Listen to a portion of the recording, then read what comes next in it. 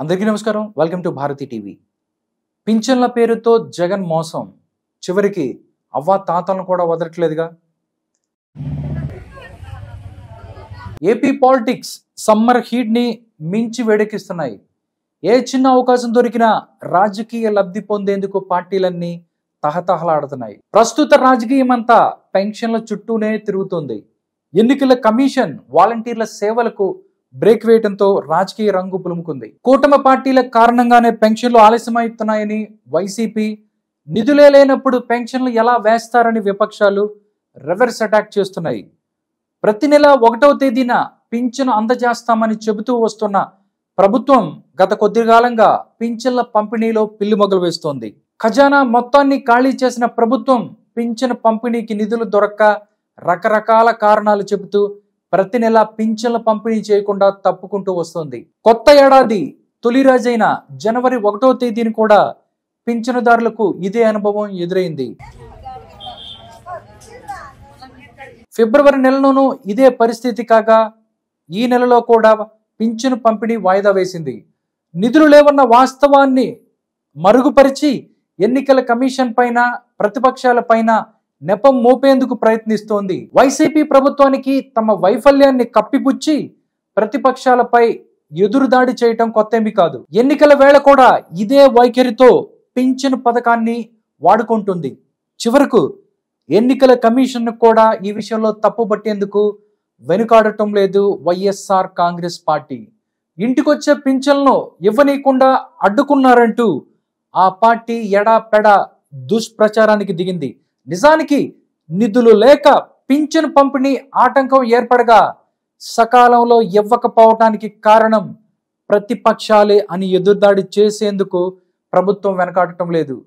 ప్రతిపక్షాలు వాలంటీర్లపై ఫిర్యాదు చేసి వారిని పింఛన్ల పంపిణీకి రాకుండా అడ్డుకున్న కారణంగా పింఛన్ల పంపిణీ ఆగిపోయిందనే విధంగా ప్రచారం సాగిస్తోంది వైఎస్ఆర్ కాంగ్రెస్ పార్టీ. వారి వల్లే పింఛన్ల పంపిణీ పూర్తిగా ఆగిపోయి నగదు అందకుండా పోతుందని కొన్ని చోట్ల ప్రతిపక్షాలపై విషం చిమ్మే ప్రయత్నం చేస్తోంది వైఎస్ఆర్ కాంగ్రెస్ పార్టీ ప్రభుత్వం.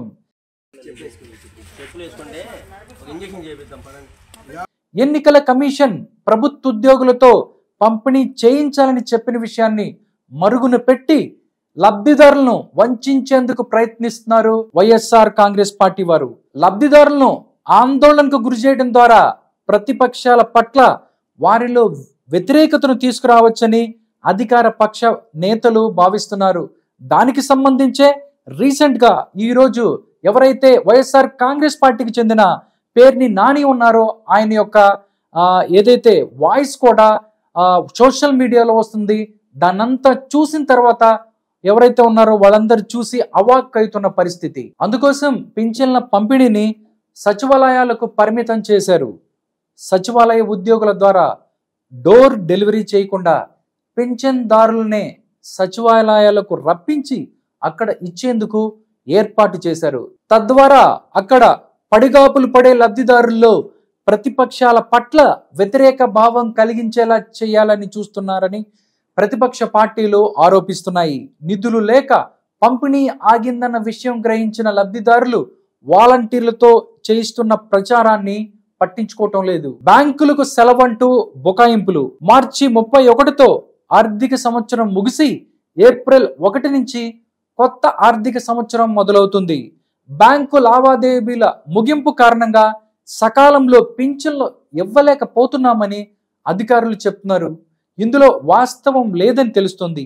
పింఛన్లు ఏప్రిల్ 1వ తేదీ సోమవారం నుంచి పంపిణీ చేయాల్సిన నేపథ్యంలో శనివారం, ఆదివారం సెలవులు కాబట్టి నిధులను ప్రభుత్వం శుక్రవారం నాటికే బ్యాంకు ఖాతాలో డిపాజిట్ చేయాలి. అలా చేయలేదని చెప్తున్నారు. పైగా ఆఖరి శనివారం, ఆదివారం కూడా బ్యాంకులు పనిచేశాయి. కాగా ఇప్పుడు సోమవారం బ్యాంకులకు సెలవు అయినందువల్ల 3వ తేదీకి వాయిదా వేస్తున్నామని చెప్పారు. ఈ రోజు నుంచి పెన్షన్ల పంపిణీ జరుగుతోంది ఆంధ్రప్రదేశ్లో. ఇళ్ల వద్దే పింఛన్ ఇవ్వాలని ఎన్నికల కమిషన్ ఇచ్చిన ఆదేశాలను జగన్ రెడ్డి లెక్క చేయకుండా మండు టెండర్లు పింఛన్దారులను కష్టపెట్టి ఆ నెపాన్ని ప్రతిపక్షాలపై నెట్టి ఎన్నికల్లో లబ్ధి పొందాలని చూస్తున్నాడు వైఎస్ జగన్మోహన్ రెడ్డి. తన రాజకీయ లబ్ధి కోసం అవ్వా తాతల్ని, దివ్యాంగులను కష్టపెట్టే కుట్ర జగన్ రెడ్డి చేస్తున్నారు. గత ఎన్నికల సమయంలో బాబాయి హత్యను జగన్ రెడ్డి రాజకీయ లబ్ధికి వాడుకున్నాడు. నారాసుర రక్త చరిత్ర చంద్రబాబుపై నిందలేశాడు. అలాగే నేడు పింఛన్ల పంపిణీ విషయంలో జగన్ నాటకం ఆడుతూ పింఛన్దారులకు నమ్మక ద్రోహం చేస్తున్నాడు జగన్మోహన్ రెడ్డి. ప్రత్యామ్నాయ ఏర్పాట్లేవి? ప్రభుత్వ ఉద్యోగుల ద్వారా పింఛన్ల పంపిణీకి ఎప్పటిలాగే ప్రత్యామ్నాయ ఏర్పాట్లు చేసుకోమని ఎన్నికల కమిషన్ సూచించింది. అందులో ఉన్న 1.35 లక్షల సచివాలయ సిబ్బంది ద్వారా ఏప్రిల్ 1వ తేదీ నుండి ఇంటి వద్దే పింఛన్లు పంపిణీ చేయాలని ముఖ్యమంత్రి జగన్మోహన్ రెడ్డి ఎందుకు ఆదేశాలు జారీ చేయలేదు? దీన్ని బట్టి పింఛన్దారులపై జగన్ రెడ్డి చూపుతున్నది కపట ప్రేమ, ముసలి కన్నీరని స్పష్టమవుతుంది. ఏప్రిల్ 3వ తేదీ నుంచి పింఛన్లు ఇంటి వద్ద కాకుండా సచివాలయాల్లో పంపిణీ చేస్తామని సెర్ప్ సిఇఓ మురళీధర్ రెడ్డి మార్చి 28న ఇచ్చిన పత్రికా ప్రకటన సీఎం అనుమతి లేకుండా ఇస్తే ఆయనపై ఎందుకు చర్యలు తీసుకోలేదు? ఇంటి వద్దే పింఛన్ పంపిణీ చేయాలని ముఖ్యమంత్రిగా చీఫ్ సెక్రటరీ జవహర్ రెడ్డికి ఎందుకు ఆదేశాలు ఇవ్వలేదు? తెలుగుదేశంపై నెపం నెట్టి ఎన్నికల్లో లబ్ధి పొందటానికి అవ్వా తాతల్ని అవస్థల పాలు చేస్తూ రాజకీయ లబ్ధి కోసం జగన్ చూస్తున్నాడు. ఇది హాస్యాస్పదం. తగిన సిబ్బంది లేనందున గ్రామాల్లో లబ్ధిదారులను గుర్తించడం కష్టమని, అందరికీ ఇంటి వద్ద పింఛన్ ఇవ్వలేమని ప్రభుత్వం కుంటి సాకులు చెప్పటం హాస్యాస్పదం.